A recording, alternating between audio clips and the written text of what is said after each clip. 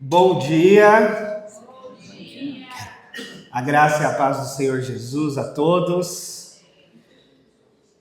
Hoje vocês não podem dizer que eu estou dando mancada, senão eu vou ficar chateado. De novo essa?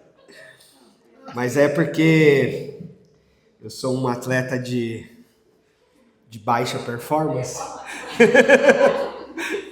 De bem baixa performance, e aí eu sofri uma fratura no dedo essa semana no treino de jiu-jitsu.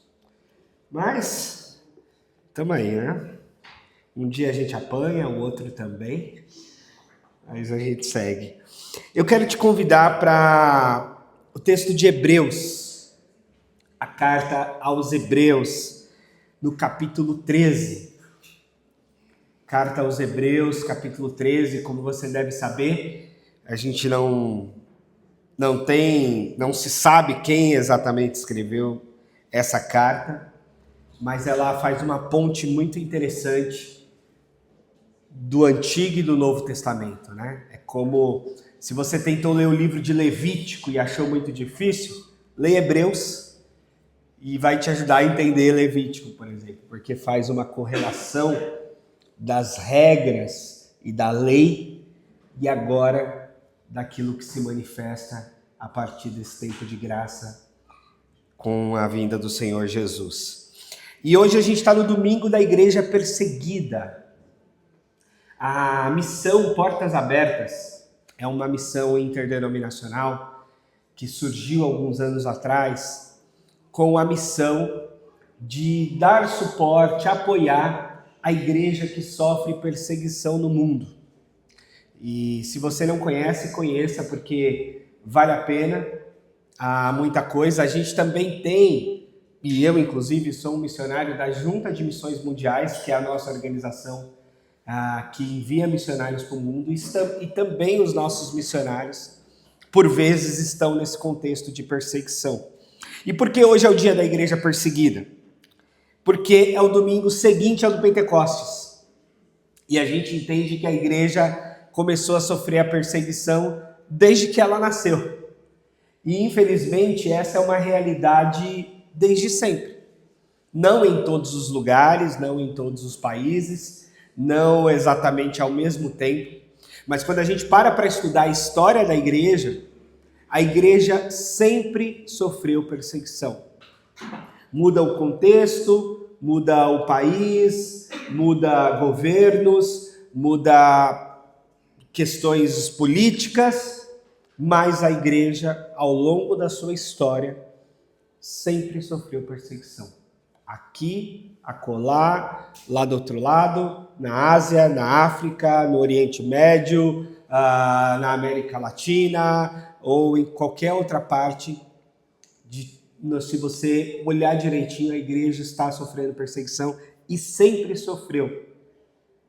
E Hebreus 13, 3, o texto da palavra de Deus diz assim para a gente: lembre-se dos que estão na prisão, como se estivessem aprisionados com eles, dos que estão sendo maltratados, como se vocês mesmos estivessem sofrendo isso no corpo. Vou te convidar para orar mais uma vez. Pai, em nome de Jesus, Senhor, nós cremos no Teu Espírito Santo, que se move, que sustenta a Sua igreja, e nós pedimos que o Senhor fale conosco, em nome de Jesus. Amém. Essa recomendação de Hebreus, para que nós nos lembrássemos dos presos, dos maltratados, como se fosse um de nós. Porque, de fato, quando a gente fala da igreja, nós somos um. A gente acabou de louvar aqui, falando dessa nação santa, desse povo de Deus. A gente celebra cada domingo, e nós celebramos sempre, e a gente sempre lembra disso aqui, não na consciência de que somos apenas uma igreja local. Sim, somos uma igreja local, mas nós estamos conectados, irmanados com a igreja em toda parte do mundo. Em toda parte do mundo, no domingo é o dia especial da igreja se reunir. Em locais diferentes, com liturgias diferentes, em idiomas diferentes, em denominações diferentes, mas em torno da adoração a Jesus e da revelação da sua palavra. E isso nos conecta, e deve nos conectar, e a gente não deve perder de vista essa perspectiva. A igreja deve ser sempre local e global. Local porque é uma expressão local, aqui nós estamos comprometidos uns com os outros, nós estamos reunidos aqui a cada domingo, nós estamos irmanados aqui mais próximos, mas nós também estamos irmanados com a igreja ao redor do mundo, que adoram o nome do Senhor Jesus. E essa data é justamente a data que segue o Pentecostes, então eu quero ir para a história de Atos também, porque a gente lembra da história do Pentecostes, a gente falou disso semana passada. Aliás, você pode acompanhar os conteúdos sempre no YouTube ou no Spotify, as mensagens principalmente estão todas no Spotify. E aí, na sequência do Pentecostes, tem aquela pregação de Pedro, muita gente se converte, etc. A igreja nasce grande naquele momento e já vai se espalhar. No capítulo 3, já há a cura de um mendigo aleijado à porta do templo. E no capítulo 4, já há um momento de julgamento de Pedro e de João. Então a igreja já nasce sendo perseguida. Aliás, antes da igreja nascer, Jesus já foi perseguido, né? Mas a igreja nasce em Atos, nasce com Pentecostes, e Pedro e João já sofrem perseguição, inclusive perseguição por ter curado. E aqui o questionamento, inclusive, deles é: vocês estão prendendo porque a gente está fazendo bem?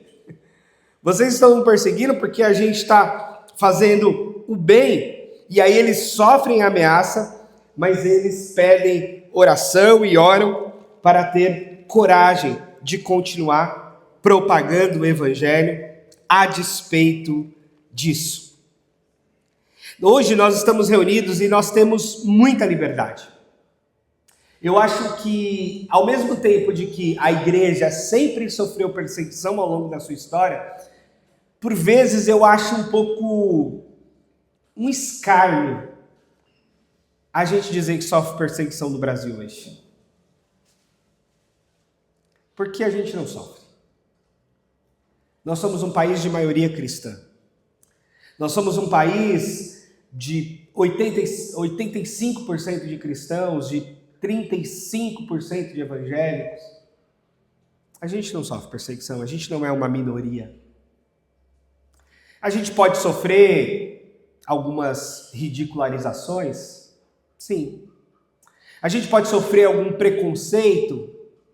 Sim, é muito possível e provável, a depender do ambiente, do contexto. Mas não perseguição. Perseguição é outra coisa. Perseguição é que os nossos irmãos que estão no Oriente Médio, que estão no norte da África, que estão em algumas regiões da Ásia, esses sim sofrem. Por exemplo, na Síria, em 2011 havia 2 milhões de cristãos. Hoje se fala em 500 mil. Onde estão esse 1,5 milhão? Ou morreram, ou fugiram, ou tiveram que mudar a sua fala a respeito da religião para não serem mortos. No Iêmen, não há igrejas registradas, nenhuma igreja registrada.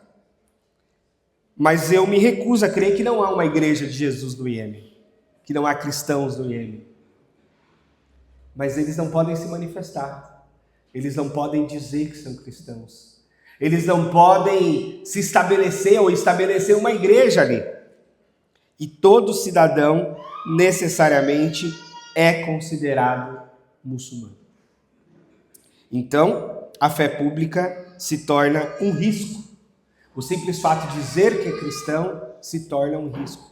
E no mundo do Oriente Médio, mesmo no ambiente em que a igreja cristã é tolerada, ela ainda sofre perseguição. Eu escutei um testemunho esses dias de um pastor do Sudão, interessante, porque ele foi estudar no Egito. E o Egito é um país muçulmano, que tolera cristãos. Aliás, os cristãos coptas são parte dos cristãos mais antigos da história, e boa parte deles estão no Egito. Só que há uma identificação familiar que vai no documento da pessoa, se ela é muçulmana ou se ela é cristã. E se essa pessoa é cadastrada lá na sua origem familiar como muçulmana e entra numa igreja cristã, aquela igreja vai ser perseguida e corre o risco de ser fechada. E aí o que acontece então? Muitas igrejas cristãs no Egito não se abrem para visitantes que não sejam também cristãos. Olha que loucura.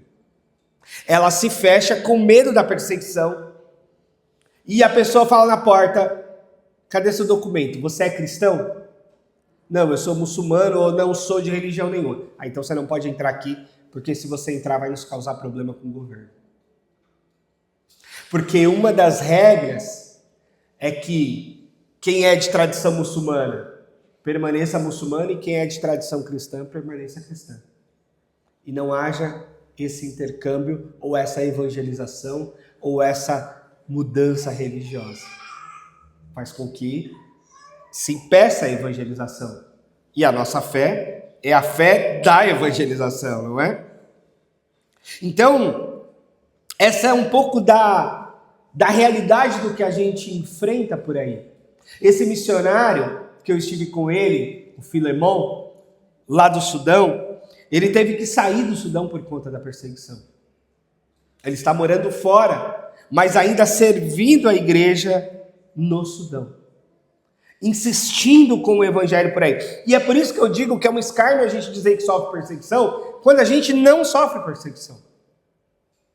Quando a nossa vida não está em risco. Quando não tem ninguém com a faca no nosso pescoço porque a gente é cristão. Que não tem ninguém aqui que vai vir aqui fechar a nossa igreja e levar-nos todos presos ou torturar-nos porque a gente está aqui louvando a Deus. Isso não acontece aqui, graças a Deus. Mas isso acontece em boa parte do mundo. Mas Jesus disse isso. Olha o que diz Mateus 5,10. Nas bem-aventuranças, Jesus disse: bem-aventurados os perseguidos por causa da justiça, porque deles é o reino dos céus. Bem-aventurados são vocês quando, por minha causa, os insultarem, os perseguirem, levantarem todo tipo de calúnia contra vocês. Alegrem-se e exultem, porque grande será a recompensa de vocês no céu. Então a perseguição para nós não é uma estranheza. Não deve ser algo que fala assim: meu Deus, chegou aqui. É algo que está na história, estava previsto por Jesus e está consistentemente na história da igreja. E qual é o problema? Ou como é que isso deve nos afetar? Ou o que a gente tem a ver com isso? Bom, primeiro a gente tem a ver com isso porque nós temos que aprender a assumir uma responsabilidade enquanto cristãos. E nós estamos num mundo em que pessoas têm uma enorme dificuldade de assumir responsabilidades, não é? Não é essa crítica que se faz para os adolescentes de 40 anos? Pessoas que não querem assumir a responsabilidade com a sua própria vida, com a sua própria existência. Pessoas que não querem assumir responsabilidades no trabalho. Pessoas que não querem assumir responsabilidades na sociedade. Pessoas que não querem assumir responsabilidades com a família. Há uma crise a respeito disso. E nós devemos resistir a isso, mostrando que sim, nós somos pessoas que assumem responsabilidades. Que nós estamos comprometidos com as nossas famílias, nós estamos comprometidos com o nosso país, nós estamos comprometidos com o Senhor Jesus e com a sua igreja. Na dimensão local e na dimensão global. Acordar para o compromisso é maturidade. Acordar para o compromisso faz parte do seguimento de Jesus. Quando Jesus preveu a perseguição e os discípulos começaram a reclamar ou se chatear com aquelas falas de Jesus, Jesus falou assim: se vocês quiserem ir embora, podem ir, porque é assim mesmo. Então, a gente precisa ter em mente de que a gente é parte dessa igreja. E aí, qual é a questão? A questão é que às vezes você tem uma igreja pobre, perseguida numa parte do mundo, e você tem uma igreja rica e confortável na outra parte.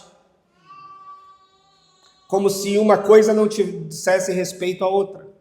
Ou como se uma coisa não tivesse conexão com a outra. Ou se a igreja do Brasil, ou a igreja dos Estados Unidos, ou a igreja de qualquer outra parte do mundo livre e até rica, não tivesse nenhuma conexão com uma igreja pobre e perseguida lá do Oriente Médio ou dos rincões do norte africano. E aí o que faz de nós? Faz de nós crentes muito confortáveis.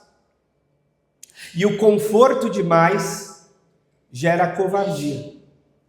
Conforto demais gera covardia. Conforto demais faz com que a gente não se exponha ao sofrimento.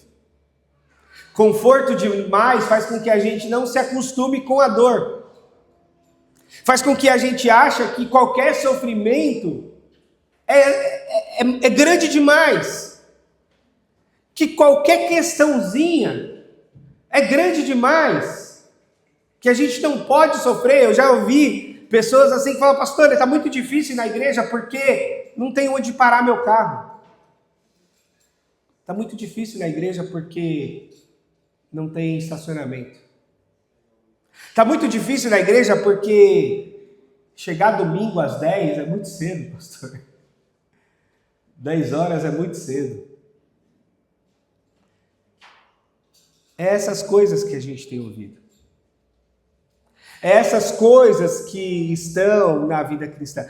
E aí eu fico pensando nos nossos irmãos se reunindo escondido lá na Coreia do Norte, ouvindo isso. Eu fico pensando se houvesse uma escuta num grande telão dos irmãos lá do Iêmen, ouvindo que a gente não pode vir para adoração ao Senhor porque está muito frio.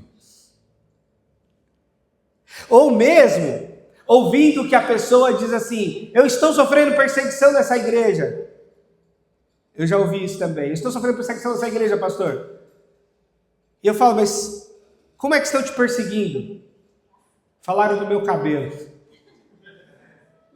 Falaram do meu cabelo, pastor. Isso é uma perseguição aqui na igreja que eu estou sofrendo.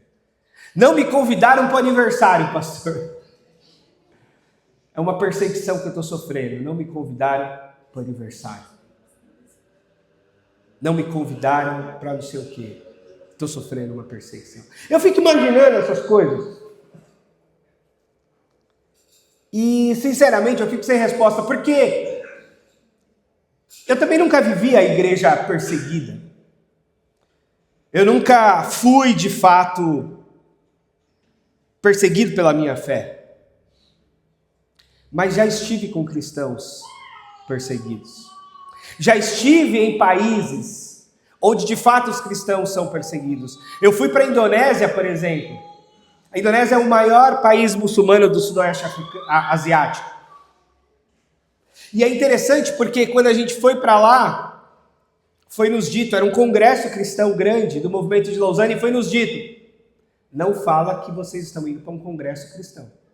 E aí quando a gente pousou em Abu Dhabi, que vieram os caras de roupa muçulmana, pegaram o nosso passaporte e levaram a gente para uma salinha lá esquisita, eu falei: Deus, é agora que a gente vai preso? É agora que vão matar a gente? Como é que é isso?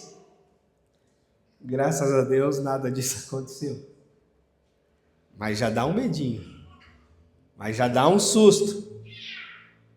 Mas a gente já é olhado de uma forma diferente, e ali a gente sabe que nós somos minoria de fato. E isso, que sendo brasileiro, tem diplomacia, tem defesas, tem coisas que ainda nos protegem. E para o cidadão local, que não tem proteção? Esses dias eu estava conversando com o Adel, iraniano. Ele está aqui no Brasil por conta da perseguição no Irã. E ele não tem para que recorrer, porque ele é cidadão iraniano e ele é perseguido pelo próprio governo. Vai recorrer para quem? Vai pedir refúgio internacional, vai tentar outros países. Agora, por exemplo, a gente trouxe ele para o Brasil e ele está tentando a cidadania brasileira. Para, enquanto cidadão brasileiro, ele ser protegido. Então, esse conforto demasiado, ele é um problema. Ele é um problema para os nossos filhos. E esse é um desafio que eu sempre falo e que eu sempre penso, por quê? Porque eu sei que eu ofereço muito conforto para o meu filho.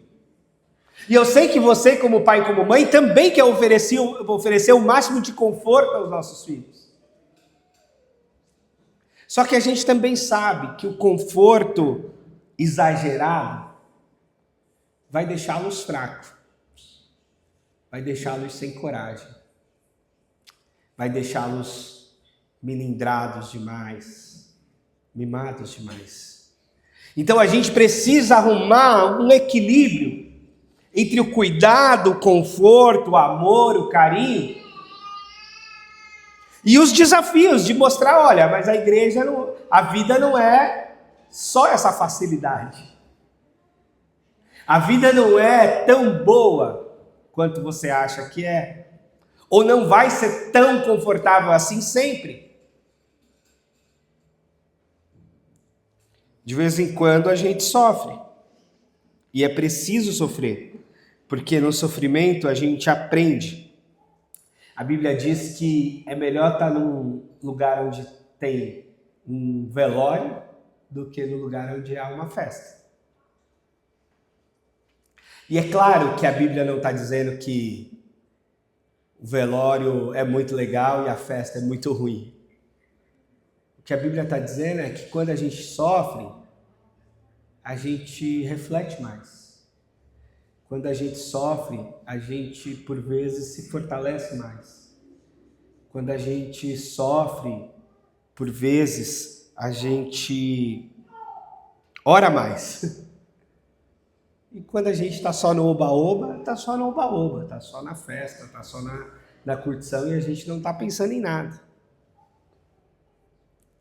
Então, essa perspectiva de uma igreja muito confortável não deve nos enganar ou nos fazer confortáveis demais. A gente precisa considerar que uma dose de sofrimento é parte da vida e que tem muito mais gente sofrendo muito mais que nós.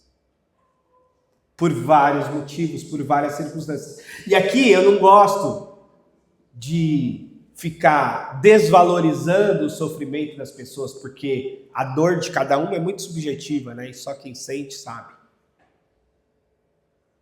Mas você também não pode imaginar que a sua dor é a maior do mundo. Porque não é. Você não pode imaginar que você é um ser especial do qual nenhum sofrimento pode te achegar. Porque o ser mais especial do universo que pisou nessa terra foi o Senhor Jesus. E talvez foi o que mais sofreu. Então, como seguidores de um servo sofredor, a gente precisa entender que o sofrimento é parte da jornada. E a falta de sofrimento, inclusive, é parte da falsificação do Evangelho. O discurso cristão de que não podemos sofrer ou que não devemos sofrer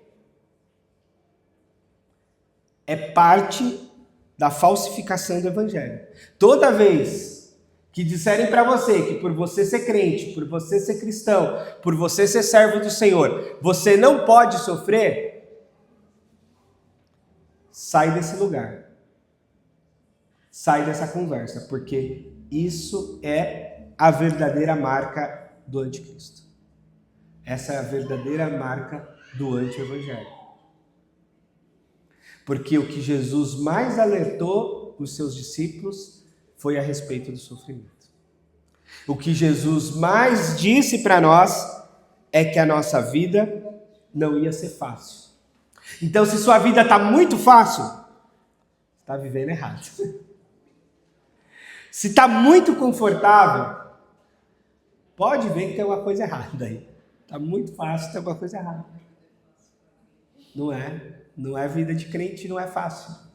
Não significa que você vai sair daqui, pegar um chicote e se bater, como se fazia nos tempos medievais. Não é se auto-infringir sofrimento, não é disso que eu estou falando. Mas é saber que o sofrimento faz parte e que nós temos de encará-lo em todas as dimensões. O sofrimento afetivo, o sofrimento emocional, o sofrimento das frustrações, o sofrimento das crises, o sofrimento seja lá com o que for. A vida é sofrida. E eu diria, a vida cristã talvez um pouquinho mais. Porque nós temos que enfrentar os desafios fora de nós e os desafios dentro de nós. Nós temos que enfrentar a vida, o trabalho, a correria, as crises familiares, o luto, um monte de coisa fora de nós. E nós temos ainda que lutar contra o pecado dentro de nós. Então é uma batalha contínua. De enfrentar a vida fora e de enfrentar as batalhas dentro. De enfrentar fora, como todo mundo tem que enfrentar, o dia a dia, as lutas, mas enfrentar também uma batalha dentro de nós. E procurar o conforto é o nosso natural. Pegar a roupa quentinha quando está frio é o nosso natural. Ficar um pouquinho até mais tarde na cama, nesse friozinho, é uma delícia. Então buscar o conforto é algo inerente para todos nós. E não há pecado em buscar esse conforto, porque às vezes Deus nos dá conforto. De vez em quando Deus dá conforto. De vez em quando Deus nos dá certas bênçãos que nos deixam confortáveis. E a gente não precisa reclamar não, a gente agradece e usufrui. Usufrui da comida boa que Deus nos dá, usufrui da casa boa que Deus nos dá, usufrui do carro bom que Deus nos deu. Usufrui, não tem problema, não há pecado nisso. O pecado é achar que a vida é só isso. O pecado é achar que esse conforto tem que ser todo dia, toda hora, a todo momento. E aí a gente tem que dizer, não. Não é toda hora, não é todo dia e não é todo momento que eu posso ficar no conforto. Talvez hoje eu possa. Talvez hoje eu possa sair daqui e dormir a tarde toda porque é domingo e eu posso descansar. Mas amanhã cedo tem que ir para a luta. Tem que ir para a luta. Então, viver essa dinâmica entre o conforto e o enfrentamento das dificuldades deve estar no centro da nossa mente, do nosso coração e no aprendizado que a gente precisa compartilhar. Isso não significa que você não tenha que orar por quem está sofrendo. Isso significa que você não tenha que orar e pedir a Deus que alivie o seu sofrimento. Tudo isso é muito legítimo e necessário. Mas ninguém é o alecrim dourado que não pode sofrer. E aí, nós devemos ter uma boa memória a respeito das dores e dos sofrimentos nossos e dos nossos irmãos. A gente não pode se esquecer. A gente não pode se esquecer que no início da igreja no Brasil, a igreja foi perseguida no Brasil. Sim, lá no comecinho. Lá quando éramos uma colônia católica. Lá quando os cristãos evangélicos não podiam ser enterrados junto com os cristãos católicos. Lá quando surgiu o Hospital do Bom Samaritano, o Hospital Samaritano aqui em São Paulo, surgiu porque um homem precisou ser atendido na Santa Casa e a Santa Casa só atendia quem era católico. E o homem não católico não pôde ser atendido. Tem histórias dessas aqui no Brasil. A gente já passou essa fase da história. E essas histórias estão recorrendo no mundo ainda. Então a gente não pode se esquecer e a gente tem que lembrar. E a gente tem que lembrar também para os nossos filhos. A nossa história, a história da nossa família. A história da nossa vida, a gente tem que lembrar de que nem sempre foi tão fácil, nem sempre foi tão simples. A gente não pode se esquecer. Você sabe que no ritual judaico da Páscoa, original lá de trás, né? É comido pão sem fermento, porque não deu tempo de fermentar, né? Ali na saída do Egito. Então daí surge o pão sem fermento. Era comido a carne, porque era a carne do cordeiro que foi morto. Mas era comido ervas amargas também. Para não se esquecerem do tempo da escravidão. Então, ainda que se celebre a libertação, a nova vida, a mesa farta, aquela saladinha mais amarga faz parte para lembrar de que os nossos antepassados, e às vezes a gente mesmo, já sofreu um bocado.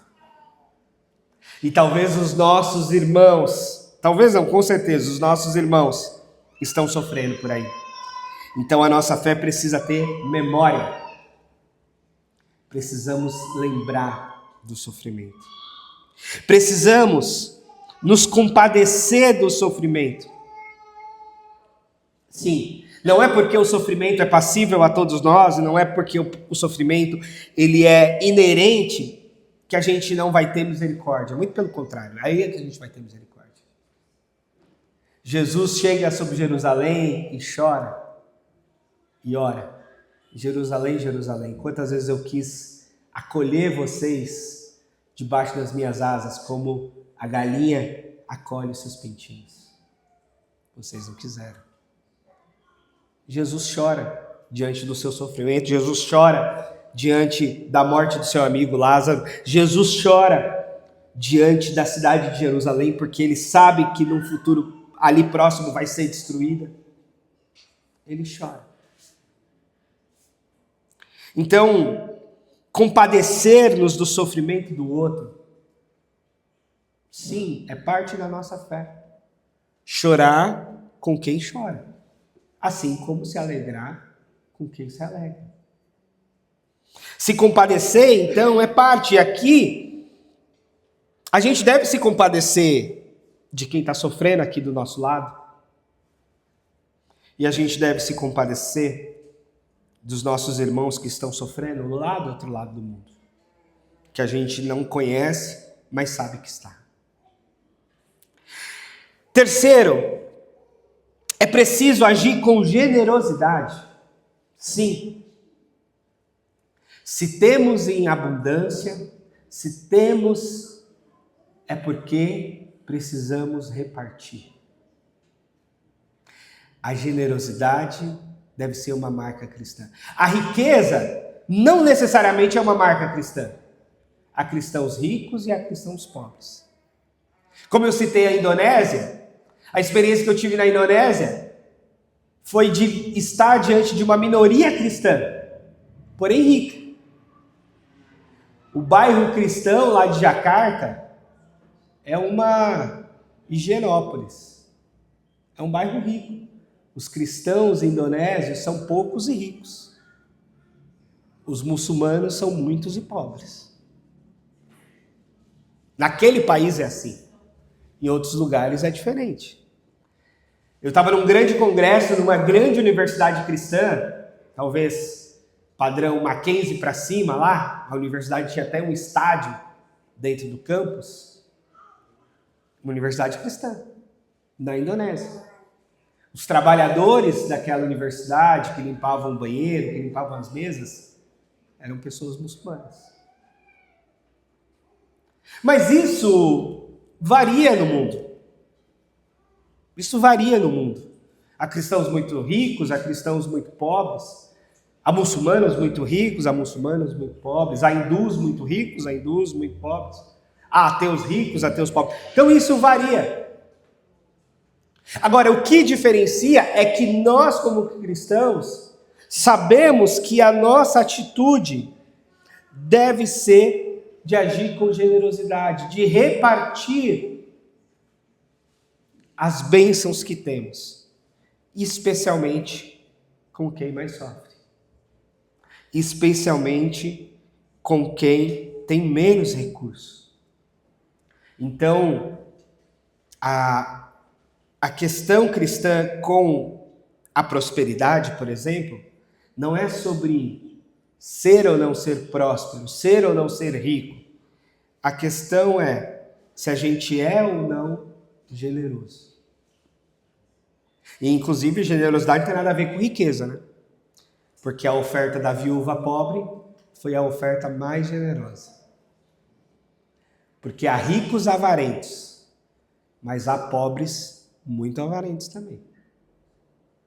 Assim como há ricos generosos e há pobres mais generosos ainda, que repartem do pouco que têm. Então, generosidade deve ser uma marca na fé. E a gente tem, mais uma vez, o espírito do anticristo, na ostentação cristã. Quando o Espírito de Cristo é a generosidade cristã. Não é verdade? E por fim, a gente deve manter a coragem. A coragem de assumir a nossa fé. A coragem de firmar as nossas convicções. A coragem de enfrentar perseguição ou ridicularização. A coragem de, num contexto de perseguição, manter a nossa fé.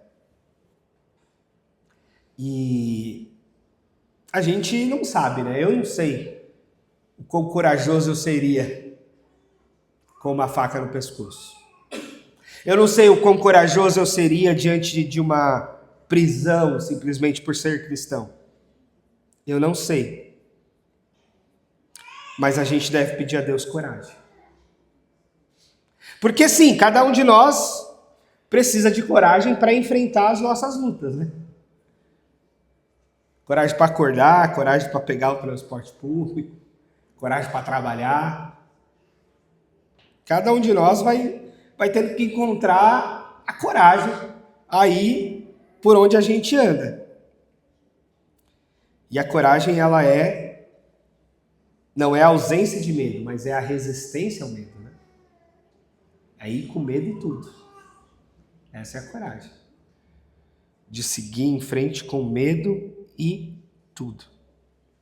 Então eu quero caminhar para o final, irmãos, lembrando que nós temos uma responsabilidade diante de Deus. E nós não podemos deixar de viver isso. Nós temos que lembrar, nós temos que orar, nós temos que ser generosos, nós temos que ser corajosos. E eu queria finalizar com um trabalho bem bonito que eu queria compartilhar com vocês, que dentre os problemas de perseguição, eu conheci a Hannah, essa moça aí. A Hannah é brasileira, mas ela está lá no norte do Irã.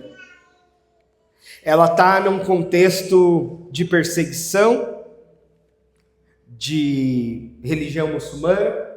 Ela está num campo de refugiados. O campo de refugiados, aliás, esse campo dessa foto, tem 10 mil refugiados.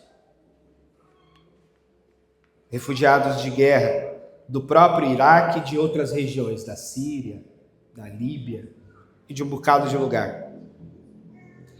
E ela está lá servindo no Hope Space há 12 anos, no norte do Iraque. Servindo especialmente a crianças pré-escolares. E o foco desse trabalho, dessa tenda de brincar, que é sustentada pelos batistas do Brasil, lá é lidar com crianças traumatizadas da guerra. Porque esses refugiados fugiram em função de guerras e perseguições religiosa, política, famílias cristãs, mas famílias também muçulmanas, porque os muçulmanos também se perseguem uns aos outros, viu? Eles também têm as guerras deles, de sunitas, de xiitas, de regiões e de famílias e de compreensões distintas da própria fé.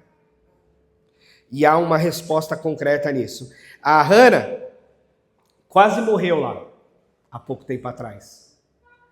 E não foi de bomba, não foi de perseguição exatamente. Foi uma arritmia cardíaca. Foi socorrida, voltou ao Brasil, fez cirurgia do coração e voltou ao campo.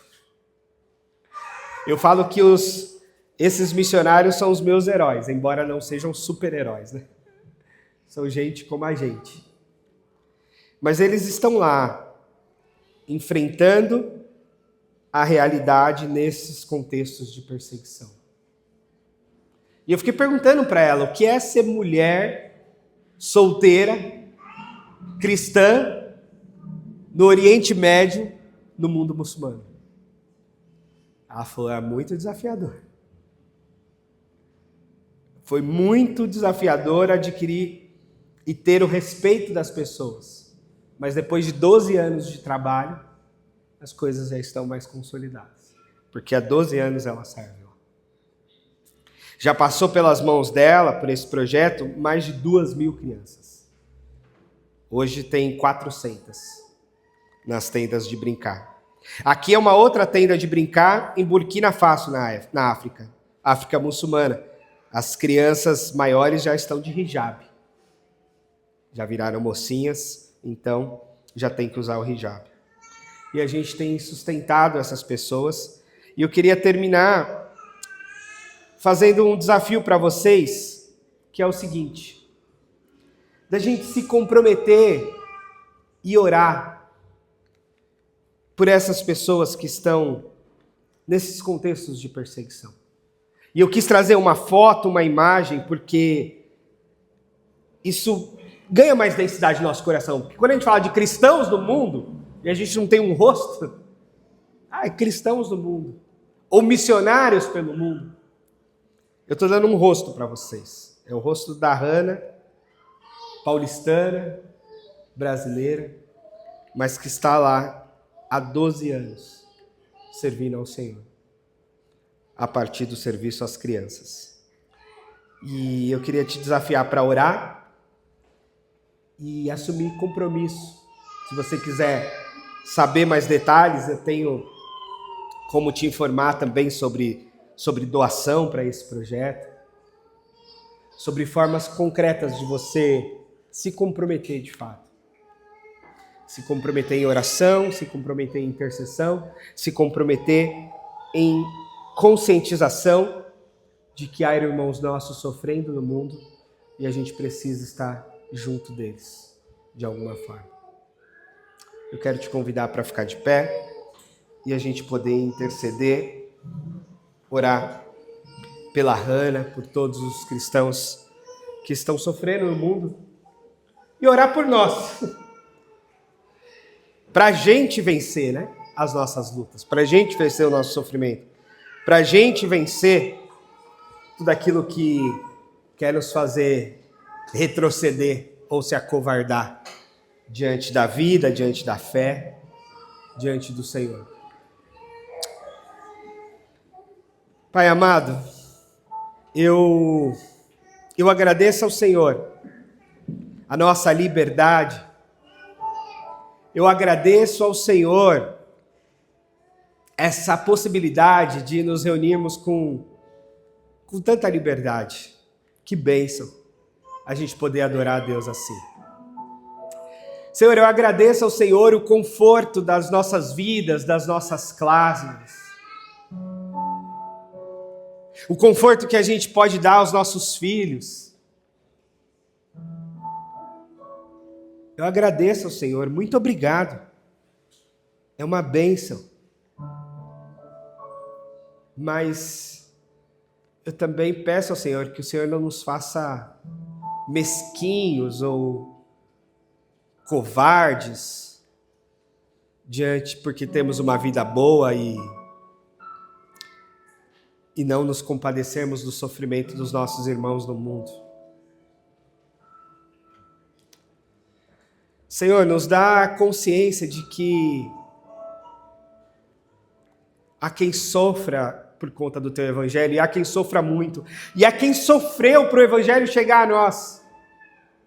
Há quem sofreu muito para que o Evangelho chegasse ao Brasil. Há quem continua sofrendo para que o Evangelho chegue até os confins da terra. Senhor, une o nosso coração ao Teu coração. E nos faça entender os privilégios que temos. E nos faça assumir a responsabilidade que devemos assumir. Com o Senhor, com essa igreja local e com a igreja do Senhor no mundo. Porque sim, somos Tua igreja, somos o Teu corpo. Somos um organismo vivo, conectado, cujo cabeça é o Senhor Jesus. Mas nós somos o corpo, espalhado aqui por essa terra. Jesus nos ensina a criar os nossos filhos corajosos para enfrentar a vida e os sofrimentos do mundo. Nos dá sabedoria para isso, para oferecer-lhes amor, carinho, mas também desafiá-los, impeli-los à coragem, às responsabilidades que eles precisam ter para com Deus, para com o mundo, para com as pessoas, diante da vida. Ajuda a gente, Senhor, e abençoa a Hannah, lá no Iraque. Cuida da tua serva, sustenta ela, cuida da saúde física, psíquica. Sustenta a tua serva, Senhor, e que o trabalho dela continue impactando milhares de vidas e que isso renda glórias ao nome do Senhor, que isso renda conversões ao Senhor Jesus, que isso gere um testemunho daquilo que é a presença da tua igreja, que chega no lugar onde tem dor, onde tem sofrimento, e ameniza dor e sofrimento, e abençoa pessoas, e serve, cuida, e mostra a tua verdade, a tua palavra, o teu evangelho. E que esse evangelho, de fato, chegue aos confins da terra. Chegue a todos os povos, a todos os idiomas, a todas as nações, para que todos tenham a possibilidade, ao menos, de crer em Jesus e terem o Senhor Jesus como seu Senhor, como seu Salvador. Ajuda-nos, Pai, em nome de Jesus. Amém.